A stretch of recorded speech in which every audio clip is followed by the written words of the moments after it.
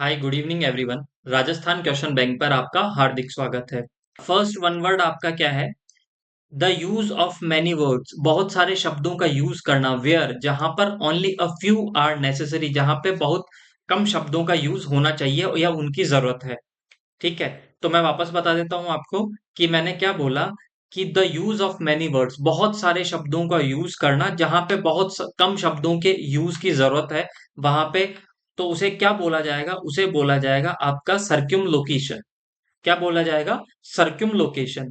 अब देखो इसको हम कैसे याद करेंगे, इसको याद करेंगे कि CIR से याद रख लेना आप, सर्किल।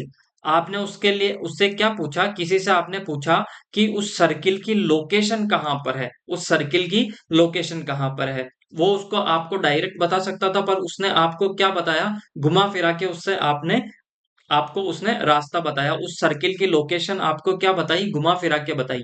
तो आपने क्या कहा कि इतने शब्दों का यूज मत कीजिए, आप तो मुझे डायरेक्ट बता दीजिए कि उस सर्किल की लोकेशन कहाँ पे है। तो उसने आपको बहुत सारे शब्दों का यूज करके बताया, घुमा फिरा के बताया, तो हम कैसे बताएंगे उसे? सर्क्यूम लोकेशन। कैसे याद करेंगे? सर्क्यूम लोकेशन। सर्क्यूम लोकेशन का मतलब होता है बहुत सारे शब्दों का यूज करना, कपटपूर्ण बात करना। ठीक है, इसका मतलब क्या होता है? कपट पूर्ण बात करना। ठीक है, ये इसका हिंदी अर्थ होता है। इस पिक्चर को देख के आप याद कर सकते हो, हाँ या ना? ठीक है, रणछोड़ दास श्यामल दास छाछड़, जब उससे वो उसका जो प्रोफेसर पूछता है कि कहना क्या चाहते हो, सीधे सीधे क्यों नहीं कहते, ये घुमा फिरा के बात करता है। याद आ गया आपको? तो उसे बोलते हैं सर्क्यूम लोकेशन। पहला वर्ड याद रहेगा। नेक्स्ट देखिएगा, a doctor who is specialise.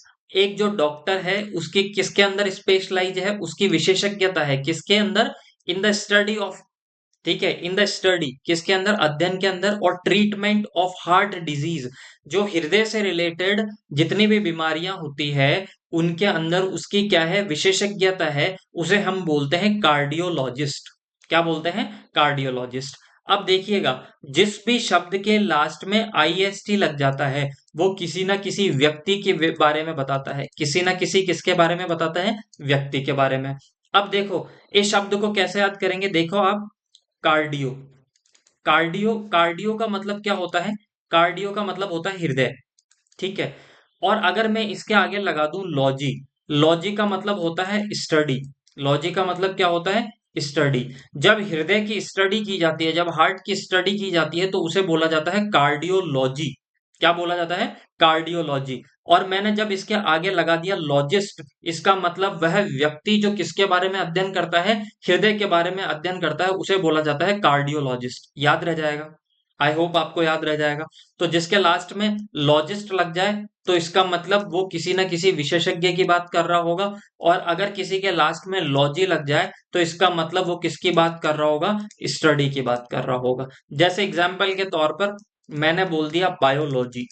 Biology, इसका मतलब लॉजी लास्ट में लग रहा है तो किसी ना किसी स्टडी की बात कर रहे होंगे। और बायो का मतलब ह्यूमन की, जब ह्यूमन के बारे में अध्ययन किया जाता है तो हम उसे बोलते हैं बायोलॉजी। जैसे मैंने एग्जाम्पल के तौर पे बोल दिया जूलॉजी। क्या बोल दिया? जूलॉजी। लॉजी का मतलब क्या होता है? स्टडी। और जू का मतलब क्या होता है? जानवर। जू के अंदर कौन रहते हैं? जानवर। तो जानवरों की स्टडी की जाती है, उसे बोला जाता है जूलॉजी। आई होप आपको ये चीज समझ में आई होगी। नेक्स्ट देखिएगा, an extreme fear of being in a small confined place. देखो, एन एक्सट्रीम बहुत ज्यादा, एक उच्च लेवल पर। फियर का मतलब होता है डर। फियर का मतलब होता है डर। Of being in a small confined place, मतलब किसी छोटी जगह पर बहुत ज्यादा डर लगता है। आपने देखा होगा कि आपके दादा दादी, ठीक है, जब भी वो कहां पर आते हैं, सिटी के अंदर आते हैं, तो उनको उस बिल्डिंग के अंदर उनको ऐसे बोलते हैं कि मेरे को तो ये छोटी जगह पर क्या होता है, मेरा जी घबराता है। क्या घबराता है? जी घबराता है। इसका मतलब उन्हें क्या है? क्लोस्ट्रोफोबिया। क्या है? क्लोस्ट्रोफोबिया। क्लोस्ट्रोफोबिया का मतलब होता है छोटी जगह से डर लगना, घुटन होना। ठीक है, याद रह जाएगा, उसे बोलते हैं क्लोस्ट्रोफोबिया।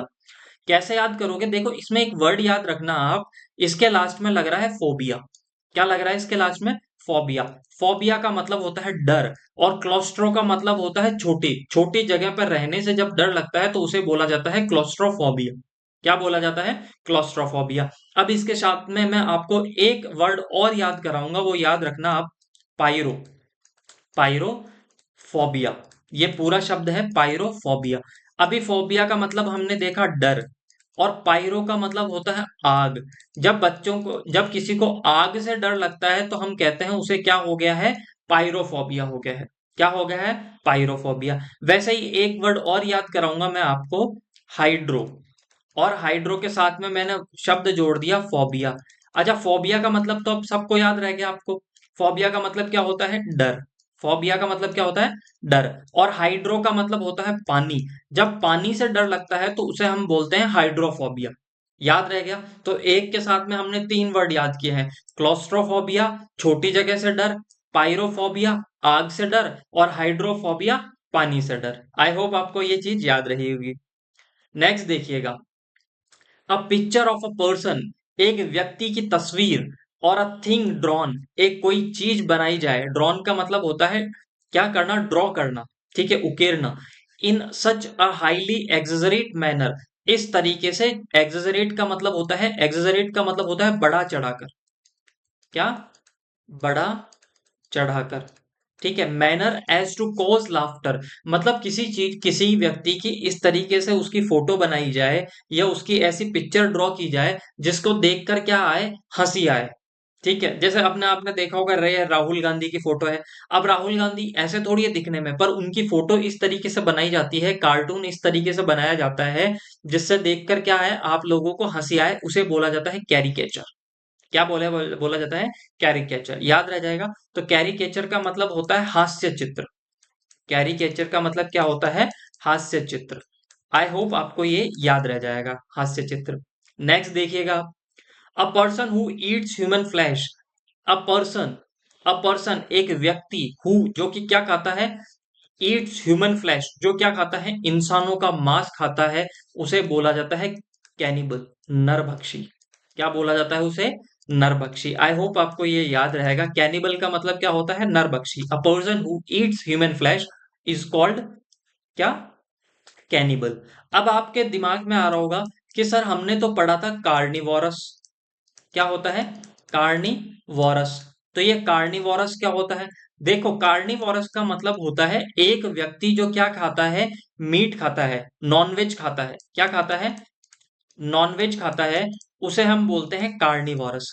अब जरूरी थोड़ी है कि नॉनवेज वो आदमी का ही खाए, हो सकता है कि वो आपके पशु पक्षियों का, जितने भी आपके बर्ड्स हैं, जितने भी आपके एनिमल हैं, उनका जो वो ईट मतलब नॉनवेज खाता है, तो उसे बोलते हैं कार्निवोरस। ठीक है, मांसाहारी, मांसाहारी, ठीक है, जो मांस का आहार करे, दैट इज मांसाहारी, कार्निवोरस। पर कैनिबल का मतलब होता है नरभक्षी, जो केवल और केवल इंसानों को खाता है, उसे बोला जाता है कैनिबल। याद रह जाएगा आपको डिफरेंस। तो कार्निवोरस जो मांस खाता हो, कैनिबल जो केवल इंसानों का मीट खाता हो, दैट इज कैनिबल। याद रह जाएगा। नेक्स्ट देखिएगा, अ पर्सन हु ड्रोज और मेक्स मैप, एक व्यक्ति, अ पर्सन हु ड्रोज जो क्या करता है, ड्रॉ करता है, और मेक्स मैप जो क्या बनाता है, मैप बनाता है, उसे बोला जाता है कार्टोग्राफर। क्या बोला जाता है, कार्टोग्राफर। अब देखो, एक चीज मैंने आपको बताई थी, फिर मैं इसको आपको आगे समझाता हूं। मैंने बोल दिया कार्टो। कार्टो का मतलब होता है मानचित्र। कार्टो का मतलब क्या होता है, मानचित्र। कार्टो का मतलब होता है मानचित्र। और कार्टियोलॉजी, लॉजी का मतलब होता है स्टडी।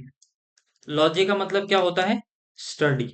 लॉजी का मतलब होता है स्टडी। याद रह जाएगा। कार्टियो का मतलब होता है मानचित्र, और लॉजी का मतलब होता है स्टडी। तो अगर मैंने शब्द लिख दिया कार्टोलॉजी, तो आप कहोगे जब मानचित्र के बारे में अध्ययन किया जाता है उसे बोला जाता है कार्टियोलॉजी। पर अगर कोई व्यक्ति मानचित्र बनाता है, कोई मानचित्र बनाता है, तो उसे बोला जाता है कार्टियोग्राफर। जिसके लास्ट में ईआर लग जाता है, जिस भी शब्द के लास्ट में ईआर लग जाता है, तो उस व्यक्ति की बात हो रही होती है। देखो हमने यहाँ पे व्यक्ति की बात की है या नहीं की है, कि एक व्यक्ति जो मानचित्र बनाता है उसे हम किस नाम से जानते हैं, कार्टोग्राफर। और कार्टो जिस भी शब्द के आगे लग जाए उसका मतलब मानचित्र से रिलेटेड निकलेगा, ये बात आप दिमाग में रख लीजिएगा। याद रह जाएगी ये चीज आपको। तो कार्टियोलॉजी, मानचित्र के बारे में अध्ययन। कार्टियोग्राफर जो एक व्यक्ति मानचित्र के बारे में क्या करता है, मानचित्र बनाता है, उसे बोलते हैं कार्टियोग्राफर। याद रह जाएगा आपको। तो देखिएगा नेक्स्ट, अ लिस्ट और कलेक्शन ऑफ बुक्स और इंफॉर्मेटिव ग्राफिक्स। अ लिस्ट, एक लिस्ट, एक सूची, कलेक्शन ऑफ बुक्स, बुक्स की एक सूची, और इंफॉर्मेटिव ग्राफिक्स, ठीक है, इंफॉर्मेटिव ग्राफिक्स, ठीक है, तो उसे बोला जाता है कैटलॉग। देखिएगा ये थोड़ा सा मेरे से पिक्चर यहाँ पे गलत लग गई, पर याद इस तरीके से आप कर सकते हो। कैटलॉग, कैटलॉग का मतलब होता है, देखो आप कभी लाइब्रेरी में गए होंगे, ठीक है, गवर्नमेंट लाइब्रेरी में जाना। अब गवर्नमेंट लाइब्रेरी में क्या होता है, गवर्नमेंट लाइब्रेरी के अंदर क्या होता है, गवर्नमेंट लाइब्रेरी के अंदर हजारों बुक्स रखी होती है। क्या होती है, हजारों बुक्स रखी होती है। उन हजारों बुक्स के बारे में आप क्या याद रख सकते हो कि कौन सी बुक कहाँ पे रखी गई है? आपको नहीं याद रखता कि 10,000 बुक कहाँ पे रखी गई है। तो फिर क्या होता है, जो गवर्नमेंट की जो लाइब्रेरी होती है वहां पे लाइब्रेरियन होते हैं, उनके पास में एक रजिस्टर होता है, और उस रजिस्टर में लिखा होता है कि 1 नंबर जो आप रूम में जाओगे तो वहां पे वो बुक रखी है, 2 नंबर रूम में वो बुक रखी है। तो उनके पास में एक सूची होती है, क्या होती है, एक सूची होती है, और उस सूची को ही क्या बोला जाता है, कैटलॉग बोला जाता है। उस सूची को ही क्या बोला जाता है, कैटलॉग बोला जाता है। आई होप आपको बहुत अच्छे से चीज समझ में आई होगी। दूसरा एग्जाम्पल, यहाँ पे इस पिक्चर को देखो आप, इस पिक्चर में देखो, यहाँ पे ये घड़ी है, यहाँ पे ये घड़ी है, यहाँ पे दूसरी घड़ी है, यहाँ पे ये घड़ी है। तो इसके बारे में आप पूछते हो कि यार हमें ये इस कंपनी की घड़ी देखनी है, तो आपको वो घड़ी दिखा देता है। देखो इसको और अच्छे एग्जाम्पल में आपको समझाता हूँ। आप लंच या डिनर करने के लिए कहाँ पे जाते हो, रेस्टोरेंट में जाते हो। रेस्टोरेंट ने आपके सामने एक मेन्यू रखा है, वो भी एक तरीके से क्या है, कैटलॉग है। आई होप आपको चीज समझ में आई होगी। नेक्स्ट देखिएगा आप, the state of being unmarried by choice. देखो द स्टेट, अवस्था, ऑफ बीइंग अनमैरिड, मतलब जीवन भर क्या है, जीवन भर अनमैरिड रहने के लिए, ठीक है, अनमैरिड बाय चॉइस, अपनी इच्छा से पूरे जीवन अविवाहित रहने को क्या बोला जाता है, सेलिबेसी बोला जाता है। क्या बोला जाता है, सेलिबेसी, जिसे आप हिंदी में एक तरीके से इसे बोल सकते हो ब्रह्मचर्य, ठीक है, ब्रह्मचर्य, जो पूरे जीवन भर अविवाहित रहने का, जो अपनी चॉइस से अविवाहित रहता है, उसे बोला जाता है सेलिबेसी। आई होप आपको ये चीज समझ में आई होगी। नेक्स्ट देखिएगा, अ लार्ज ब्यूरल ग्राउंड। देखो अ लार्ज ब्यूरल ग्राउंड, ठीक है, उसे अ लार्ज ब्यूरल ग्राउंड, एक बड़ा, ब्यूरल का मतलब होता है जहां पे दफनाया जाता है, ग्राउंड का मतलब होता है एक तरीके से एक क्षेत्र, एक ऐसा क्षेत्र जहां पे क्या होता है, आपकी बॉडी को दफनाया जाता है। देखो जलाया जाता है वो तो होता है ग्रेवयार्ड, वो क्या होता है, ग्रेवयार्ड, ठीक है, वो होता है आपका ग्रेवयार्ड। ठीक है, अ लार्ज ब्यूरल ग्राउंड, जहां पे एक बड़ा ब्यूरल ग्राउंड, जहां पे क्या होता है, बॉडी को दफनाया जाता है, वो होता है सीमेट्री। क्या होता है, सीमेट्री, याद रह जाएगा आपको। ठीक है, जहां पे शरीर को दफनाया जाता है, बॉडी को, वो होता है सीमेट्री, जहां पे जलाया जाता है वो होता है ग्रेवयार्ड। ये दोनों के अंदर डिफरेंस होता है, हालांकि एक दूसरे के सिनोनिम्स हो सकते हैं। ठीक है, याद रह जाएगा आपको। ठीक है, मैं इसको लिख देता हूं कब्रिस्तान, कब्रिस्तान। नेक्स्ट देखिएगा आप, the war resulted in ruthless killing of many people. देखो वॉर का मतलब होता है युद्ध, वॉर का मतलब होता है युद्ध। द वॉर, वो युद्ध, रिजल्टेड, जिसका रिजल्ट, जिसका परिणाम क्या निकलता है, जिसका परिणाम निकलता है ruthless killing of many people, जहां पे बहुत सारे लोगों को क्या होता है, मारा जाता है, बहुत बुरी तरीके से मारा जाता है, उसे बोलते हैं हम कार्नेज। उसे क्या बोलते हैं हम, कार्नेज, जिसे हिंदी में बोलते हैं नरसंहार, जिसे क्या बोला जाता है, नरसंहार। याद रह जाएगा आपको। The war resulted ruthless killing of many people, एक ऐसा युद्ध जिसमें हजारों लोगों को क्या होता है, बहुत बुरी तरीके से निर्दयता पूर्वक मारा जाता है, उसे बोला जाता है कार्नेज, नरसंहार। याद रह जाएगा आपको। नेक्स्ट देखिएगा word, an event causing great and sudden damage और सफरिंग। एन इवेंट, एक घटना, कॉजिंग, जिसके कारण, एक घटना के कारण क्या होता है, ग्रेट एंड सडन, ग्रेट मतलब बहुत बड़ा, और सडन मतलब एक अचानक से क्या हो जाता है, डैमेज हो जाता है, सफरिंग, उसे बोला जाता है कैटास्ट्रॉफी। क्या बोला जाता है, कैटास्ट्रॉफी, एक तरीके से विपदा। जैसे बाढ़ आ जाती है, क्या आ जाती है, एग्जाम्पल के तौर पे मैं एग्जाम्पल देता हूं आपको, एग्जाम्पल लिखता हूं कि एकदम से क्या आ गई, बाढ़ आ गई। अब बाढ़ किसी को बता के थोड़ी आती है, एकदम से आ जाती है बाढ़, बहुत ज्यादा बारिश हुई बाढ़ आ गई। तो बाढ़ आते ही बहुत ज्यादा क्या आ जाती है, एकदम से विपदा आ जाती है, और उस विपदा को ही इंग्लिश में बोला जाता है कैटास्ट्रॉफी। क्या बोला जाता है, कैटास्ट्रॉफी। आपको याद रह जाएगा। नेक्स्ट देखिएगा आप, a person employed, a person एक व्यक्ति एम्प्लॉयड, जिसे क्या दिया जाता है, रोजगार दिया जाता है, टू ड्राइव अ प्राइवेट और हायर्ड कार। एक जो मतलब मैं सिंपल से बात करूं कि आपने कोई कार ली, उस कार के अंदर आपने एक ड्राइवर रखा प्राइवेट के तौर पर, ठीक है, उसे बोला जाता है चौफर। क्या बोला जाता है उसे? चौफर। चौफर। क्या बोला जाता है उसे? चौफर। याद रह जाएगा आपको। ठीक है, मैं लिख देता हूं, प्राइवेट ड्राइवर, प्राइवेट ड्राइवर। ठीक है, एक तरीके से आपने कोई प्राइवेट ड्राइवर रखा है, उसे बोला जाता है चौफर। याद रह जाएगा आपको। नेक्स्ट देखिएगा, a group of singers in a church. आपने देखा होगा चर्च, ठीक है, क्या देखा होगा आपने? चर्च देखा होगा, जो ईसाइयों का और यहूदी लोगों का जो एक तरीके से उनका जो टेम्पल होता है, उसके अंदर अ ग्रुप ऑफ सिंगर्स, बहुत सारे सिंगर्स आते हैं। आपने ये देखा होगा, ये सिंगर्स देखे होंगे एक साथ, बहुत सारे सिंगर्स, ये सिंगर्स आते हैं और एक साथ गाते हैं, एक मंडली के अंदर गाते हैं। उस मंडली को किस नाम से जाना जाता है? चॉइर के नाम से जाना जाता है। किस नाम से जाना जाता है? चॉइर के नाम से जाना जाता है। एक चर्च के अंदर बहुत सारे सिंगर्स इकट्ठे होते हैं और वो सिंगर्स क्या करते हैं, एक साथ गाते हैं, उसे बोला जाता है चॉइर। आई होप आपको याद रह जाएगा। नेक्स्ट देखिएगा, an arrangement of events of date in order of their occurrence. देखो, एन अरेंजमेंट एक व्यवस्था, ऑफ इवेंट्स घटना की एक व्यवस्था, of dates in order of their occurrence उनके होने की एक घटना जो एक व्यवस्थित तरीके से होती है, उसे बोला जाता है क्रोनोलॉजी। क्या बोला जाता है? क्रोनोलॉजी। अब देखो, इसे आप बहुत अच्छे से समझ सकते हो। इसके लास्ट में क्या आ गया सर? इसके लास्ट में आ गया, लास्ट में लॉजी। लॉजी का मतलब क्या होता है? स्टडी। और क्रोनो का मतलब होता है एक तारीख के अनुसार। ठीक है, घटना, वो घटना किसके अनुसार? उसकी डेट्स के अकॉर्डिंग। किसके अकॉर्डिंग? डेट्स के अकॉर्डिंग उसे बोला जाता है क्रोनोलॉजी। जैसे एग्जाम्पल के तौर पर, जैसे मैंने कहा कि सबसे पहले मैंने बात की बाबर। ठीक है, किसकी बात की? बाबर। बाबर के बाद में कौन आया था? आपके हुमायूं। हुमायूं के बाद में कौन आया? तो हुमायूं के बाद में आया अकबर। तो जैसे ही हम इन्हें हिस्ट्री में पढ़ते हैं, जिन्हें हिमें हम किस में पढ़ते हैं, इनकी स्टडी हम हिस्ट्री के अंदर करते हैं, तो हिस्ट्री के अंदर हम किसको पढ़ते हैं? पहले बाबर को पढ़ते हैं, फिर हुमायूं को पढ़ते हैं, फिर अकबर को पढ़ेंगे, फिर जहांगीर को पढ़ेंगे। तो इसका मतलब हमने किस स्टडी कैसे की? एक के बाद एक राजा की स्टडी की। तो हमने उनकी जो स्टडी की है वो उनके डेट्स के अकॉर्डिंग की है, तो उसे बोला जाता है क्रोनोलॉजी। उसे क्या बोला जाता है? क्रोनोलॉजी। याद रह जाएगा, आई होप आपको। नेक्स्ट देखिएगा आप, a government by the nobles, government by person और हाईएस्ट सोशल ऑर्डर्स। देखिएगा, a government by nobles, nobles का मतलब होता है जो बहुत अच्छे इंसान होते हैं। ठीक है, अ गवर्नमेंट बाय नोबल्स, ठीक है, a government by person highest social order. इसको मैं आपको समझाता हूं। जब कोई सरकार किनके द्वारा चलाई जाए?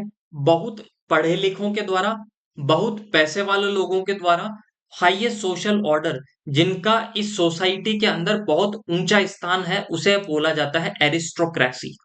क्या बोला जाता है? एरिस्टोक्रेसी। याद रह जाएगा।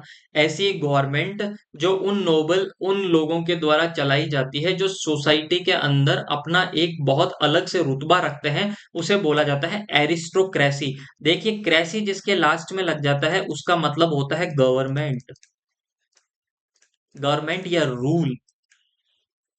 ठीक है, याद रह जाएगा, एरिस्टोक्रेसी याद रह जाएगा। जैसे डेमोक्रेसी, जैसे ब्यूरोक्रेसी, याद रह जाएगा आपको। नेक्स्ट देखिएगा, a situation in a country, a situation एक ऐसी सिचुएशन, इन अ कंट्री जिस मतलब एक देश के अंदर ऐसी सिचुएशन, एन ऑर्गेनाइजेशन एक ऑर्गेनाइजेशन, एक्सेट्रा नो ऑर्डर और अनकंट्रोल एक ऐसे देश जिसके अंदर कोई भी व्यवस्था ना रहे, कोई भी सरकार ना रहे, वहां का लॉ और लॉ एंड ऑर्डर क्या हो जाए?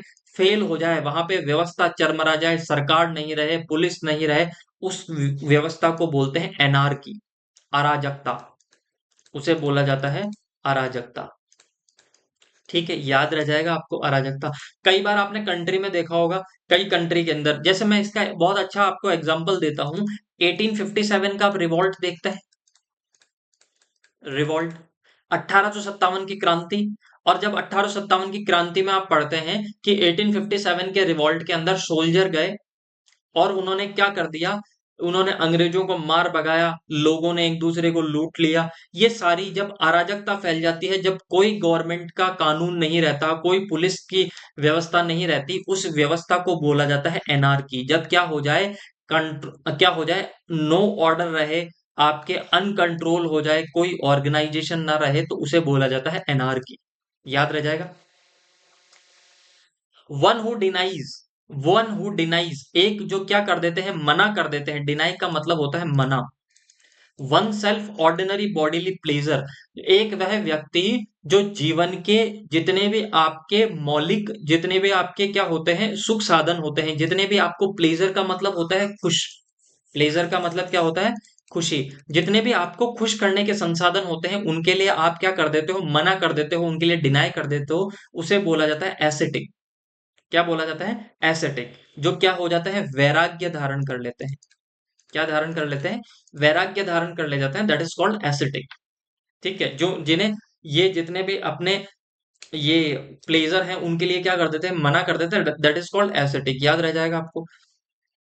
Good at expressing ideas feeling clearly in words, good का मतलब होता है अच्छा, एट एक्सप्रेसिंग, खुद को क्या कर सकते हैं, एक्सप्रेस कर सकते हैं, अपने बारे में बता सकते हैं, अपने बारे में बताना। आइडियाज, अपने आइडियाज को, अपनी फीलिंग्स को, क्लियरली इन वर्ड्स, अपने शब्दों में। जब एक व्यक्ति अपनी फीलिंग्स को अपने वर्ड्स के थ्रू क्या कर सके, अपने शब्दों के द्वारा दूसरों को बता सके अच्छे से, उसे बोला जाता है आर्टिकुलेट। आर्टिकुलेट का मतलब एक तरीके से हो गया अच्छा वक्ता, अच्छा वक्ता। मोदी जी के बारे में देखा होगा, क्या डिफरेंस है मोदी और राहुल गांधी में। मोदी जी अपनी फीलिंग्स, अपनी बात को जो क्या है, लोगों तक आसानी से पहुंचा सकते हैं कि वो क्या सोचना चाह रहे हैं, उनका क्या विजन है, ठीक है, क्या गोल है। जबकि राहुल गांधी बोलना तो चाहते हैं पर अपने आप को एक्सप्रेस नहीं करना चाहते। तो मोदी जी क्या हो गए, आर्टिकुलेट हो गए। क्या हो गए, आर्टिकुलेट। ठीक है, अ person who can easily transfer what he thinks. ठीक है, वो इजीली क्या कर सकता है, ट्रांसफर कर सकता है, ट्रांसफर हिज आइडियाज। ठीक है, कि व्हाट ही थिंक्स, वो क्या सोचता है, दैट इज कॉल्ड आर्टिकुलेट। ठीक है, याद रह जाएगा। और वह जो बहुत अच्छा वक्ता होता है, उसे बोला जाता है ऑरेटर। ऑरेटर, ठीक है, ऑरेटर का मतलब भी होता है आपके अच्छा वक्ता। और इम्प्रॉम्प्टू का मतलब होता है जो एकदम से बिना किसी, आपने कहा जा बोल, और फटाफट बिना तैयारी के बोल दे, दैट इज इम्प्रॉम्प्टू। याद रह जाएगा। नेक्स्ट देखिएगा, एस्ट्रोनॉमी। एस्ट्रोनॉमी का मतलब क्या होता है, the scientific study of celestial bodies. Celestial bodies का मतलब होता है जितने भी आपके जो ग्रह हैं, जितने भी आसमान में जितने ग्रह हैं, लाइक सन, मून, स्टार, प्लैनेट्स। मतलब जब चंद्रमा, सूर्य, इनके बारे में आप अध्ययन करते हो, तो उसे बोला जाता है एस्ट्रोनॉमी, खगोल शास्त्र। ठीक है, खगोल शास्त्र। याद रह जाएगा। अगर आपको यहां पे वर्ड आ जाए एस्ट्रोलॉजी, दोनों के अंदर डिफरेंस ध्यान में रखना। एस्ट्रोलॉजी का मतलब क्या होता है, सूर्य, चंद्रमा, इनकी आपके जीवन पर क्या प्रभाव पड़ रहा है। मेरी बात याद रखिएगा, सूर्य का, चंद्रमा का, शनि का, बुध का, शुक्र का, इनका आपके जीवन पे क्या प्रभाव पड़ रहा है, इसके बारे में स्टडी की जाती है, वो होती है एस्ट्रोलॉजी। और अगर आप इन ग्रहों की स्टडी कर रहे हैं, ठीक है, सूर्य कितने देर में चक्कर लगा रहा है, चंद्रमा कितने देर में चक्कर लगा रहा है, बुध कितने देर में चक्कर पूरा कर रहा है, वो होता है एस्ट्रोनॉमी। ठीक है, याद रह जाएगा आपको। ठीक है, तो एस्ट्रोलॉजी तो होता है ज्योतिष, एस्ट्रोलॉजी ज्योतिष, और आपका एस्ट्रोनॉमी खगोल शास्त्र। याद रह जाएगा। फिर देखिएगा, अ हॉस्पिटल, एक hospital where people who were mentally ill could be cared for often a long time. मतलब एक ऐसा हॉस्पिटल जहां पे पागल लोगों की देखरेख होती है, जहां पे उन्हें लंबा समय बिताना होता है, उसे बोला जाता है एसिलम। क्या बोला जाता है, एसिलम। मतलब एक तरीके से मैं आपको बोल दूं, पागल खाना। क्या, पागल खाना। आई होप आपको ये थोड़ी सी क्लास बड़ी लग रही होगी, पर मैं कोशिश कर रहा हूँ कि हम सारी के सारे यहाँ पे क्लास में याद करें। अगर फिर भी आपको लगता है कि मैं बहुत धीरे पढ़ा रहा हूँ, तो आप इसे 1.5 की स्पीड पे करके देख सकते हैं। नेक्स्ट देखिएगा, atheist, one who doesn't believe in the existence of God. एक वह व्यक्ति जो ईश्वर के अंदर विश्वास नहीं करता कि ईश्वर इस दुनिया में है भी, ठीक है। एक व्यक्ति जो बिल्कुल ईश्वर में विश्वास नहीं करता, उसे हम बोलते हैं एथीस्ट। अब देखो, a one who does not believe, मतलब एक व्यक्ति जो क्या नहीं करता, विश्वास नहीं करता। और मैंने क्या कहा था आपको कि जिस भी शब्द के लास्ट में आईएसटी मिल जाए, वह कहीं ना कहीं उस व्यक्ति की बात हो रही होगी, ठीक है। तो उसे बोलते हैं एथीस्ट। और थीस्ट मैंने बोल दिया तो थीस्ट का मतलब होता है आस्तिक। थीस्ट का मतलब क्या होता है? आस्तिक। अ person who believes in God. A person who doesn't believe in God is called atheist, नास्तिक। भगत सिंह की एक बुक भी थी, भगत सिंह जी की एक बुक थी, वाई एम एन एथीस्ट, मैं क्यों एक नास्तिक हूं। ये बुक आप पढ़ ही सकते हैं, ठीक है। नेक्स्ट देखिएगा, a building where an audience sits, एक बिल्डिंग वेयर जहां पर ऑडियंस सिट्स, ऑडियंस बैठती है, दैट इज कॉल्ड ऑडिटोरियम, सभागार। उसे क्या बोला जाता है? ऑडिटोरियम, सभागार। याद रह जाएगा आपको। नेक्स्ट देखिएगा, the life history of a person written by himself. देखिए, द लाइफ हिस्ट्री, हिस्ट्री का मतलब आप सबको पता है, ये तो है ना, ऑफ अ पर्सन, एक व्यक्ति की, ठीक है। रिटन बाय हिमसेल्फ, एक व्यक्ति जो अपनी हिस्ट्री, जैसे देखो, इसका एग्जांपल मैं देता हूं आपको, एग्जांपल देता हूं एम एस धोनी का, ठीक है। एम एस धोनी की लाइफ की हिस्ट्री एम एस धोनी खुद अपनी बुक के अंदर खुद लिखें, तो उसे बोला जाता है ऑटोबायोग्राफी। क्या बोला जाता है? ऑटोबायोग्राफी। हिस्ट्री किसके लाइफ की थी? एम एस धोनी की। लिखी किसने? एम एस धोनी ने। जब खुद की हिस्ट्री के बारे में एक व्यक्ति खुद लिखता है तो उसे बोला जाता है ऑटोबायोग्राफी। पर देखो, अगर आ जाए आपको बायोग्राफी, ग्राफी का मतलब भी होता है लिखना, ग्राफी का मतलब क्या होता है? लिखना, ठीक है। तो अगर आ जाए बायोग्राफी, अब एम एस धोनी की हिस्ट्री, एम एस धोनी की लाइफ की हिस्ट्री लिखे कौन? विराट कोहली लिखे। कौन लिखे? विराट कोहली लिखे, तो वो हो जाएगा बायोग्राफी। याद रह जाएगा। ऑटोबायोग्राफी खुद के बारे में खुद लिखे, ऑटोबायोग्राफी जब अपने जीवन के बारे में कोई दूसरा लिखे, दैट इज कॉल्ड बायोग्राफी। याद रह जाएगा। नेक्स्ट देखिएगा, autocracy, a system of government or a country in which one person has complete power। एक system, a system of government, एक गवर्नमेंट का एक ऐसा सिस्टम, ऑफ अ कंट्री, एक कंट्री के अंदर, in which one person has complete power, एक व्यक्ति पूरा कंप्लीट पावर रखता है। एक व्यक्ति जो पूरे देश की गवर्नमेंट का अपने आप के पास में उसमें पावर होता है, उसे बोलते हैं ऑटोक्रेसी। क्या बोला जाता है? ऑटोक्रेसी। और वो रखने वाला जो व्यक्ति होता है उसे बोला जाता है डिक्टेटर, उसे बोला जाता है डिक्टेटर, ठीक है। याद रह जाएगा। जैसे आपने देखा होगा कि नॉर्थ कोरिया, नॉर्थ कोरिया में ये कौन है? किम जॉन, ठीक है, किम जॉन जिंग जो भी है नाम, वो वहां पे कौन सी गवर्नमेंट चल रही है? ऑटोक्रेसी चल रही है। कौन सी चल रही है? ऑटोक्रेसी। हमारे इंडिया के अंदर कौन सी चल रही है? डेमोक्रेसी। तो क्रेसी का मतलब क्या हो गया? क्रेसी का मतलब हो गया सरकार। डेमोक्रेसी का मतलब हो गया लोगों द्वारा लोगों के लिए सरकार, डेमोक्रेसी। और ऑटो, ऑटोक्रेसी, एक व्यक्ति ही केवल सरकार चलाए, उसी के रूल रेगुलेशन चले, ऑटोक्रेसी। और उसे क्या बोलेंगे हम? Dictator. A self governing country और रीजन, ठीक है, एक जो सेल्फ गवर्निंग कंट्री होती है, जो खुद की सरकार, खुद वो सरकार चला रही है, जैसे इंडिया की सरकार इंडिया ही चला रही है, दैट इज कॉल्ड ऑटोनॉमी, ठीक है। याद रह जाएगा। Autopsy, an official examination of a dead body, मतलब क्या होता है? एक जो डेड बॉडी है उसका क्या किया जाए? ऑफिशियल एग्जामिनेशन किया जाए, उसको क्या किया जाए? उसको चीर फाड़ किया जाए, और उसके बाद में देखा जाए डॉक्टरों के द्वारा कि ये जो उसकी डेथ हुई है, उसकी डेथ हुई है, ये किस कारण से हुई है। कहीं उसने जहर तो नहीं खाया, कहीं किसी लोग ने उसे मार तो नहीं दिया, उसे बोला जाता है ऑटोप्सी। क्या बोला जाता है उसे? ऑटोप्सी। याद रह जाएगा आपको, हाँ या ना? ऑटोप्सी का मतलब होता है डॉक्टरों द्वारा उस डेड बॉडी का एग्जामिन किया जाता है, that is called autopsy. I hope आपको याद रहेगा। नेक्स्ट, रिलेटिंग टू काउस और कैटल, किससे रिलेटेड? गायों से रिलेटेड और मवेशियों से रिलेटेड कोई चीज होती है, उसे बोला जाता है बोवाइन। क्या बोला जाता है? बोवाइन।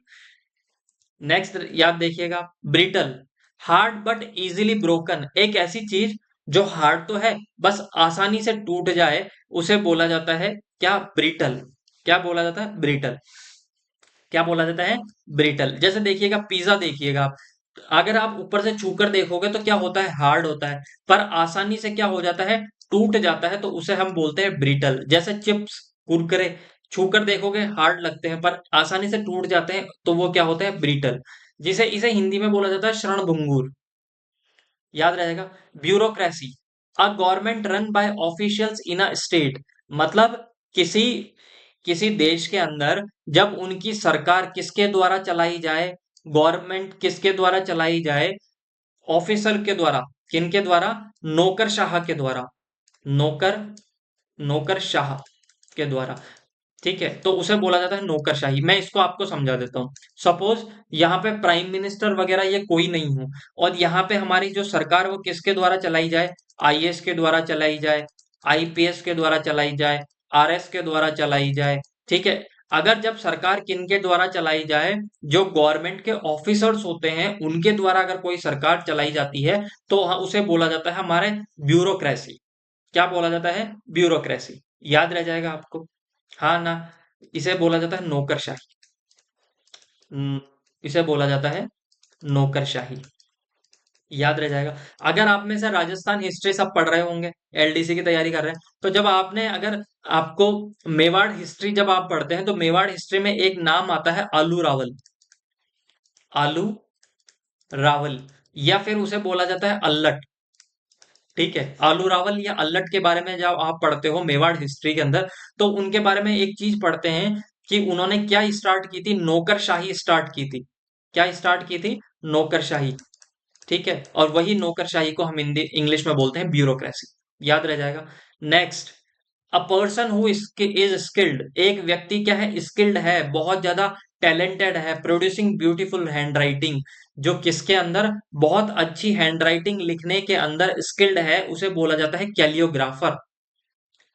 क्या बोला जाता है, कैलियोग्राफर। ईआर आ गया, मतलब किसी व्यक्ति की बात हो रही है, किसी पर्सन की बात हो रही है, कैलियोग्राफर। अच्छा, कैलियोग्राफर फिर भी नहीं समझ में आता तो आपने बचपन में ये देखा होगा, हम ए को इस तरीके से लिखते थे, बी को इस तरीके से लिखा जाता। जो सुंदर सुंदर हैंडराइटिंग लिखी जाती है ना, उसे बोला जाता है कैलियोग्राफी।